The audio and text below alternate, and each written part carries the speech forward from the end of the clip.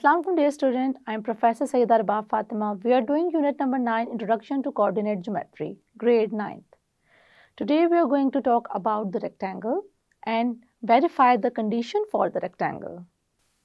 Today we are going to discuss about the rectangle formed by 4 non-collinear points. क्योंकि हम अपने quadrilateral वाले topic को ही कंटिन्यू कर रहे हैं. क्वाड्रिलेटरल क्या है? ऐसा हमारे पास क्लोज फिगर है जिसमें 4 वर्टिसेस होते हैं और 4 साइड होते हैं. लास्ट लेक्चर में हमने बात की स्क्वायर की. आज हम सेकंड टाइप ऑफ क्वाड्रिलेटरल की बात कर रहे हैं जो कि क्या है? Rectangle. A figure formed in the plane by 4 non-collinear point is called a rectangle. मतलब प्लेन में जब हम बात करें और वहाँ पे लें 4 नॉन कोलिनियर पॉइंट्स और वो क्या बनाएं? रेक्टेंगल. अच्छा, अब रेक्टेंगल बनाने के लिए 2 कंडीशंस हैं जिनका पूरा होना बहुत ज़्यादा ज़रूरी है. वो क्या है? If it's opposite sides are equal in length. मतलब हमने जब स्क्वायर की बात की थी तो हमारी ऑल साइड क्या थी? इक्वल थी. लेकिन हमारे रेक्टेंगल में जब हम रेक्टेंगल की बात करते हैं तब ऑल साइड्स नहीं होती, तब क्या होती हैं? Opposite side. ऑपोजिट का मतलब होता है आमने सामने वाली साइड क्या होंगी? इक्वल होंगी. The first thing. The second condition is the angle at each vertex is of measure 90 degree. इसका मतलब ये है कि हमारा कोई एक ऐसा एंगल ज़रूर होगा, मतलब ऑब्वियसली वो हमारे क्या होते हैं? मेन जो ऑपोजिट पॉइंट्स हैं, एंगल बन रहा हो हर 90 डिग्री का. तो हम सबसे पहले क्या करेंगे? इनकी साइड्स फाइंड करेंगे. उन साइड्स में हमने ऑपोजिट साइड को देखना है कि वो इक्वल आती हैं कि नहीं. ऑब्वियसली हम जो पॉइंट या कोई जो हम एग्जांपल डिस्कस करने लगे हैं, सबसे पहले तो हम यही चेक करेंगे. उसके बाद हम 90 डिग्री प्रूव करने के लिए क्या करेंगे? आपको नज़र आ रही है डॉटेड लाइन्स फिगर में. जैसे कि आपने स्क्वायर में देखा था, स्क्वायर में हमने क्या किया था स्टूडेंट्स? स्क्वायर में भी हमने इस तरह से एक डायगोनल ड्रॉ किया था.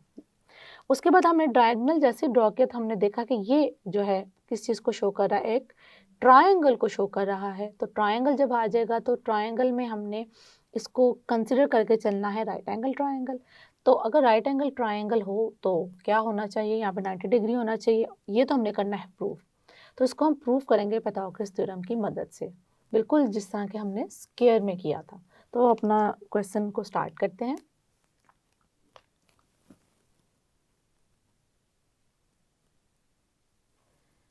जैसे कि हम अब सबसे पहले क्या करेंगे? अपने डिस्टेंस को फाइंड करेंगे. सबसे पहले हम देखेंगे हम कौन सा डिस्टेंस फाइंड करने लगे हैं. सबसे पहले हम फाइंड करने लगे हैं ए बी. अब होना क्या चाहिए? ए बी आना चाहिए सी डी के इक्वल. तो ए बी के लिए हमारे पास ए जो होगा वो x1 y1 होगा और जो बी होगा वो क्या होगा? x2 y2 होगा.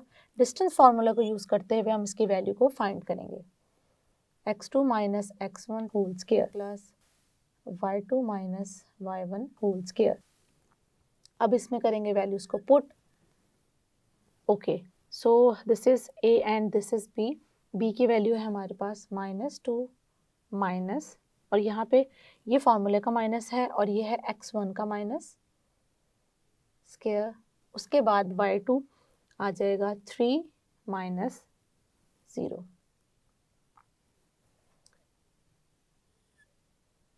Minus minus plus -2 plus 2 square and this is 3 square. It becomes 0. 0 plus 3 square is 3. जो हमारे पास खाली आ जाएगा 3 square. स्क्वायर और स्क्वायर रूट क्या हो जाएंगे? Cancel out.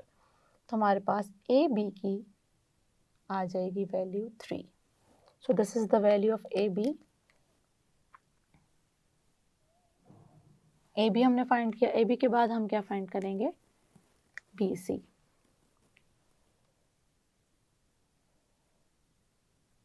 बी सी के लिए भी डिस्टेंस फार्मूला राइट करेंगे. x2 minus x1 whole square plus y2 minus y1 whole square. अब बी सी के अकॉर्डिंगली हम x1 और x2 की वैल्यू को क्या करेंगे? इसमें इंसर्ट करेंगे. सो बी सी. सी हमारा दूसरा पॉइंट है तो हम पहले सी के पॉइंट लेंगे. 2 माइनस फार्मूले का और ये x1 का minus plus 3 minus 3 whole square. It becomes 2 minus minus plus and this is 0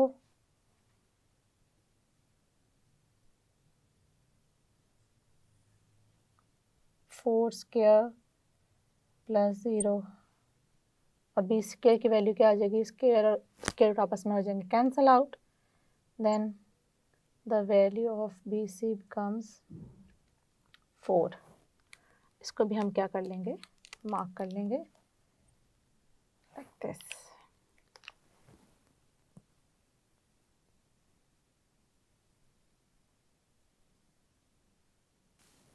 next A B हमने फाइंड कर लिया है, बी सी फाइंड कर लिया है, अब हम फाइंड करने लगे हैं C D.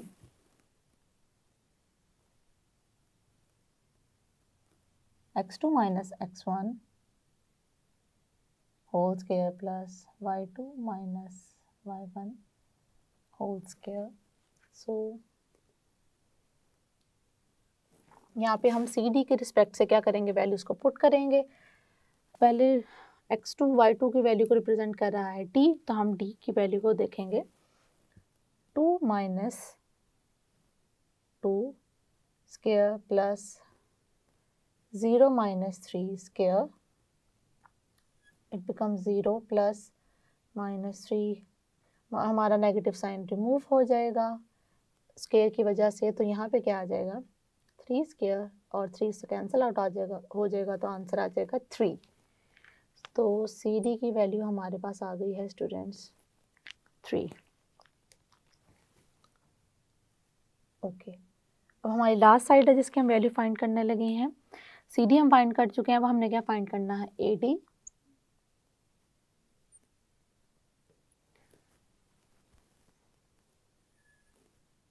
x2 minus x1 whole square plus y2 minus y1 whole square. अच्छा, यहाँ पे एक पॉइंट को क्लियर करते हुए हम आगे बढ़ेंगे।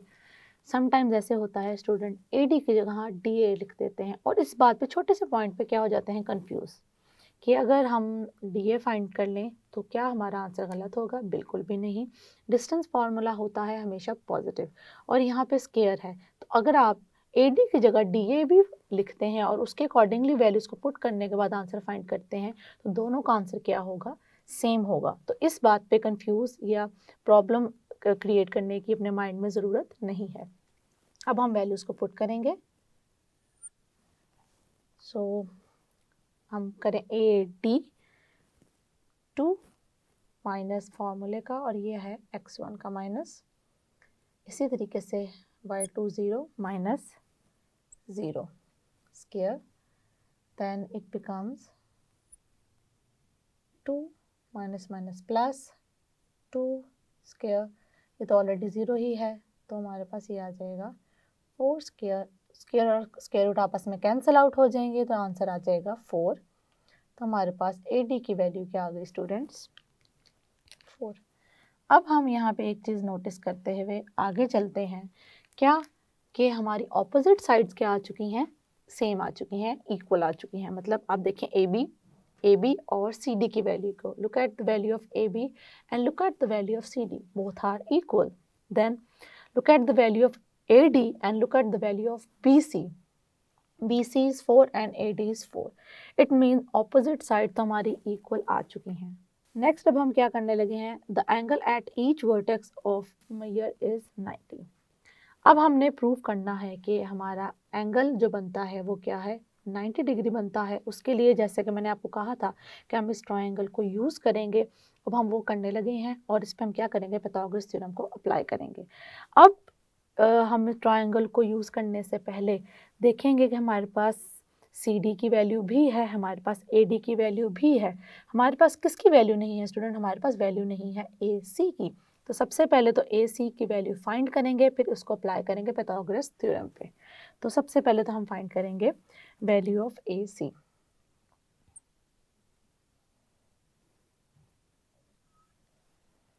x2 minus x1 whole square plus y2 minus y1 whole square.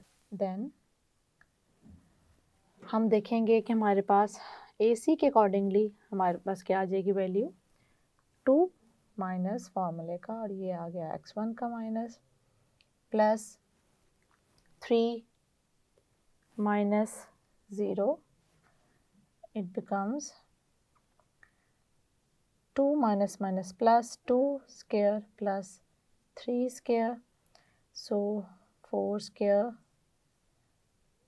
square plus 3 square. तो हमारे पास AC की वैल्यू क्या आ जाएगी स्टूडेंट्स? 4 का स्क्वायर क्या होता है? 4 का स्क्वायर होता है 16 और 3 का स्क्वायर होता है 9. तो हमारे पास ये वैल्यू क्या आ जाएगी? हमारे पास वैल्यू आ जाएगी 25. और 25 स्क्वायर होता है किसका? 25 स्क्वायर होता है 5 का. मैं इसे 5 स्क्वायर भी लिख सकती हूँ. तो ये स्क्वायर और स्क्वायर रूट क्या हो जाएंगे? Cancel out. तो फाइनली मेरे पास AC की जो वैल्यू आएगी वो क्या आएगी? 5. तो इस तरीके से हमने अब अपनी जो डायगोनल था उसकी वैल्यू जो कि AC है हमने वो फाइंड कर ली है. अब हम अपनी कंडीशन को फाइनली कंक्लूड करने की तरफ आएंगे पाइथागोरस थ्योरम पे. इसको अप्लाई करने के बाद हम सारे साइड्स के डिस्टेंस फाइंड कर चुके हैं including the distance of the diagonal. हम डायगोनल का भी डिस्टेंस फाइंड कर चुके हैं जो कि मैंने यहाँ पे किया है मेंशन. AB एंड CD जो कि थे 3, AD एंड BC जो कि थे 4. अब AC की वैल्यू क्या आई थी? 5 आई थी. अब हम यहाँ पे पाइथागोरस थ्योरम को यूज़ करते हुए ये वेरीफाई करेंगे कि ये जो हैं पॉइंट्स सेटिस्फाई करते हैं हमारे पाइथागोरस थ्योरम को. और जैसे ही वो उस कंडीशन को फुलफिल करेंगे इट मीन्स ये प्रूव हो जाएगा कि वो राइट एंगल ट्रायंगल है. और फिर हम अपने 90 डिग्री एंगल को बताते हुए अब इस क्वेश्चन को क्या करेंगे? कंक्लूड करेंगे. So using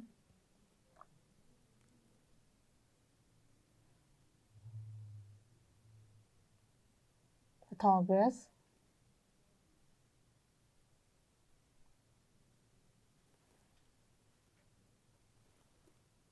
theorem.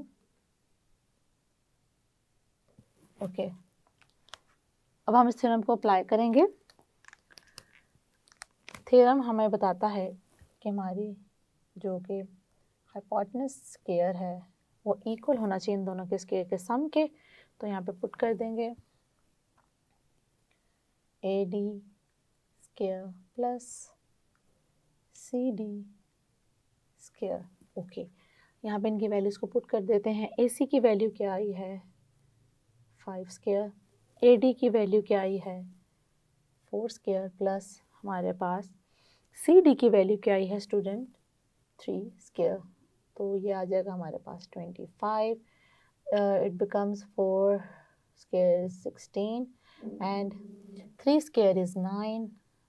16 plus 9 is also 25. तो अब क्योंकि दोनों हमारे आ गए हैं इक्वल, हमारी कंडीशन हो गई है सेटिस्फाइड. तब हम आगे इसको कंक्लूड करने लगे हैं. Since AC equals to AD plus CD. यहाँ पे इसको हम मेंशन करते हुए चलें. Therefore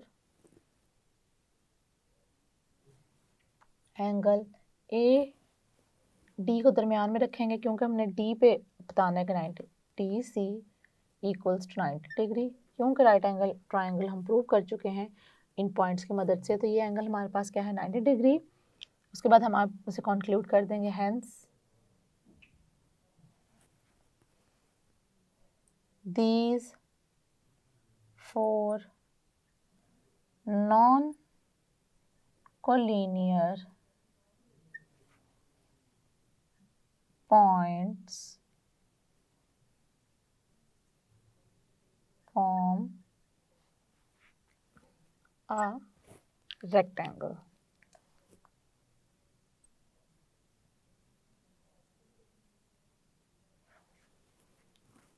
That's it.